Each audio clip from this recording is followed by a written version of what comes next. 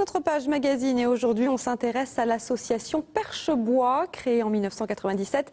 Elle fédère les acteurs de la filière, de l'expert au fabricant de meubles en passant par le bûcheron et l'ébéniste, de quoi valoriser les savoirs locaux. Reportage de Jean-Pierre Aubry et de Grégoire Créchois. Une fois par mois, cet artisan ébéniste vient choisir ses grumes dans cette scierie spécialisée dans le chêne du Perche. Fabricant de mobilier haut de gamme, il est particulièrement exigeant sur la qualité. Dites-moi, je suis à la recherche de chêne en 54, en 3 points jaunes pour le projet de Perchebois. On a une belle qualité de grain sur les belles billes. Il y a X milliers de mètres cubes de chêne, donc ça permet vraiment de composer des boiseries ou des choses comme ça dans son ensemble. Et on est fiers aussi d'utiliser nos bois locaux. Cette entreprise familiale débite 8000 mètres cubes de chêne par an.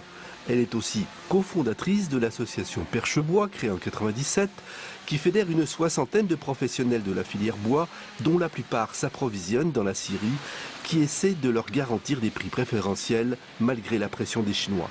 Le gros problème en ce moment, depuis 2 ans, c'est l'augmentation du prix des grumes qui est due à l'exportation des grumes de chêne vers la Chine et qui reviennent sous forme de parquet en Europe. Les 20 mètres cubes de chêne qu'il achète à la scierie chaque année, David Voisin les transforme dans son atelier de la banlieue chartraine.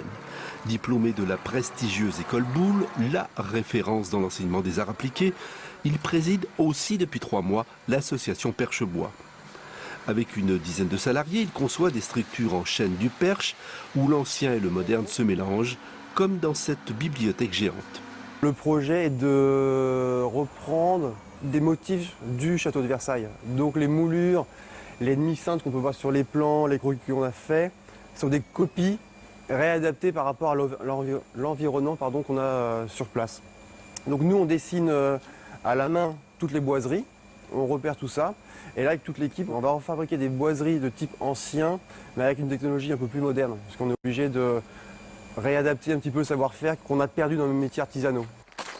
Comme président de Perchebois, David Voisin suit aussi les projets de l'association, et en particulier les prototypes d'une toute nouvelle ligne contemporaine de meubles en chêne qui devrait relancer l'activité et la mettre au goût du jour. Le proto de Perchebois, t'en es où, Baptiste? Là, je suis en train, on va aller voir. Ok, je te suis alors, allons-y.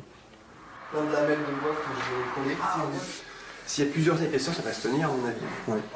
Je pense que là, tu l'as résolu avec ton collage multiplie en sens de fil, ça va résoudre le problème. Je pense que t'es sur la bonne piste. Oui, puis l'idée de remettre tout dans le fil, j'y avais pas forcément pensé. Donc ce prototype qu'a réalisé Baptiste, c'est le prototype d'une table contemporaine qui doit mixer une partie très traditionnelle qui est la racine de la branche de l'arbre qui sort de terre et qui va se transformer en partie très moderne sur du lisse. Pour Baptiste Gauthier, qui a repris cette entreprise il y a 5 ans avec 2 salariés, la nouvelle gamme de mobilier du Perche devrait booster son activité qui est principalement axée sur la restauration de meubles. C'est plutôt un challenge et puis ça permet de sortir de l'ordinaire. On fait des choses qu'on n'aurait pas idée de faire, on aurait fait au plus simple et allier tant le coût et le temps.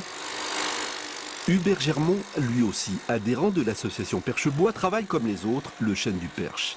Il a en charge un autre prototype du projet, un fauteuil totalement atypique. Là, on voit les accoudoirs qui sont en partie réalisés. Une première partie a été faite par un de mes confrères pour faire toute la partie découpe. Et donc, au cours de cette partie, moi, je procède à la partie finition avec ma machine de façon à pouvoir finir toute la partie extérieure que la première machine ne peut pas finir. Ceux qui ont conçu la nouvelle ligne de meubles contemporains, ce sont eux. Une fois par mois, ils viennent rencontrer une partie des artisans en charge des différents prototypes. Je pense que ça fait partie des choses qu'il faudra revoir. Comme là, peut-être renforcer le sabot parce qu'on pense que si un client vient s'asseoir de façon un peu brutale, les pieds restent sur des points de... Il tire sur le côté de Exactement. fauteuil. Donc ça, c'est les 2 pièces symétriques du fauteuil. Voilà. J'ai recherché dans l'histoire de France les différents modèles. Et le fauteuil Louis XVI, c'est celui qui se prêtait le mieux parce qu'il est droit. Et donc il permet de rendre cette impression de 3 dimensions, bien qu'on parte d'une pièce qui soit en 2 dimensions, d'une lamelle. C'est celui qui permet de mieux rendre ce volume. Lancé depuis 2 ans, ce projet s'est concrétisé en janvier dernier grâce à un financement Europe, État, région, département de 100 000 €. Mais ce sont les artisans qui en ont la maîtrise. Nous allons proposer aux artisans de créer une structure commerciale qui, elle, vendra les produits. Ces produits seront fabriqués par les adhérents de cette structure commerciale et là, on profitera des compétences de chaque artisan de cette structure pour fabriquer les produits.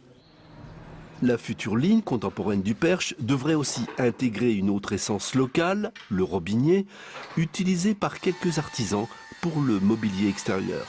On a créé une gamme en robinier, justement pour lutter contre la déforestation du teck. Donc comme c'est un bois qui est imputrescible, sans traitement chimique, d'origine,